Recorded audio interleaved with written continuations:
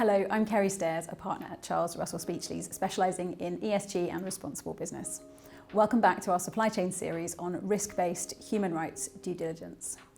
Today we're looking at social audits, and I'm joined by Louise Herring, founder of Inherently Human, a UK human rights consultancy.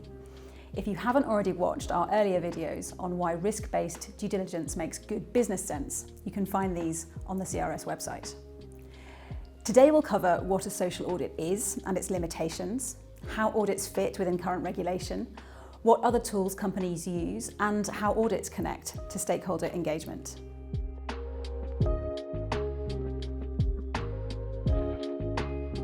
The OECD Due Diligence Guidance for Responsible Business Conduct and the UN Guiding Principles on Business and Human Rights, known as the UNGPs, set the benchmark for best practice in this area. The OECD framework makes clear that to assess the nature and extent of actual and potential impacts on people, companies may use social or ethical audits as one tool within a broader framework. Social audits are structured assessments of a workplace's compliance with laws, codes of conduct, and other standards on human rights and the environment. Sedex SMETA audits and amfori BSCI are two of the best known. Typically requested by buyers and conducted at supplier sites, they involve on-site inspections, a review of workspaces and accommodation, payroll and other records, worker interviews, and focus groups. Auditors can be internal or external and should be appropriately accredited. Done well, audits give a point-in-time view of operational realities and worker feedback, surfacing gaps in management systems and issues from health and safety to wages and training. By triangulating what auditors observe, what documents show, and what workers say, audits offer an independent perspective that management can use to improve working conditions. Most companies use audits to understand site-level issues, especially in higher-risk supply chains, and audits are often efficient tools for suppliers because one report may serve multiple buyers and reduce duplicative audits or other assessments.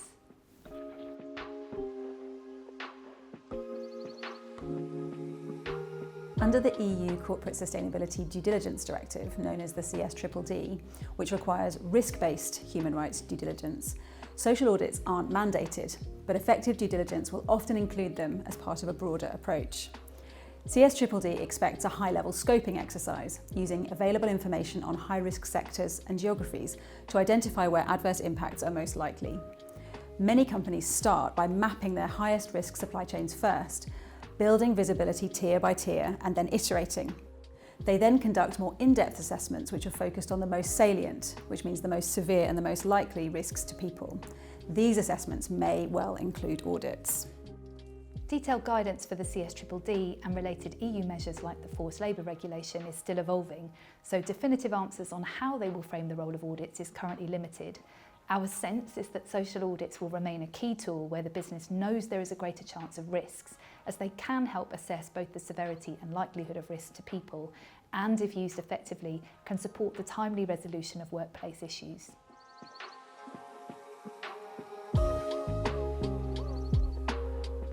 However, audits alone will not be sufficient evidence that a company has a robust due diligence process in place, or that its approach to remedying human rights issues is embedded into its business model. Research from the likes of Michael Toffel at Harvard, Genevieve LeBaron at Simon Fraser University, and Sarosh Kuravilla at Cornell University shows that severe, complex and systemic abuses such as forced labour and child labour can be missed by audits, and that audits often don't reflect workers' priorities. That's not surprising when you consider how challenging it is for auditors to create the kind of safe environment a worker would need to open up about these kinds of experiences, especially if the exploitation is long-standing and they've been ignored in the past. Targeted, in-depth investigations may be needed where severe risks are likely. Investigations may even need to be off-site and take place through a series of conversations to build trust. That's also why trusted routes such as grievance channels, trade unions and worker surveys are essential. Another key, if obvious, point to emphasise: audits are effective only if they're acted upon. Site management and buyers must analyse findings, then understand and address root causes to drive continuous improvement. And they must also look at ongoing trends in audit findings by supplier, by industry or by region or country in order to be able to drive long-lasting changes. Because of the now widely recognised limitations of audits, many companies now supplement them with additional tools, and the right blend of tools will depend on the company and the context.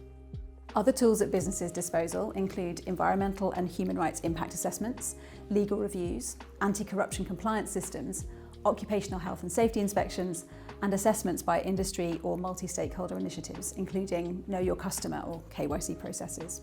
All of these tools alongside investments in grievance channels, worker representation, and the opening up of space for trade unions. Research shows that it's really important to understand suppliers' engagement in the issue and their capability to manage human rights. In-depth human rights risk assessments are a great tool to help buyers to do that and to understand industry or sector-specific human rights risks and their root causes. For example, how a company's purchasing practices may increase or reduce the likelihood of human rights risks occurring. The CSDDD requires companies to consult relevant stakeholders at key stages of the due diligence process, including when identifying, assessing, and prioritising human rights risks. Effective due diligence isn't a desk-based exercise, and audits are no substitute for meaningful engagement with rights holders and stakeholders, or for building trusted relationships with supply chain partners.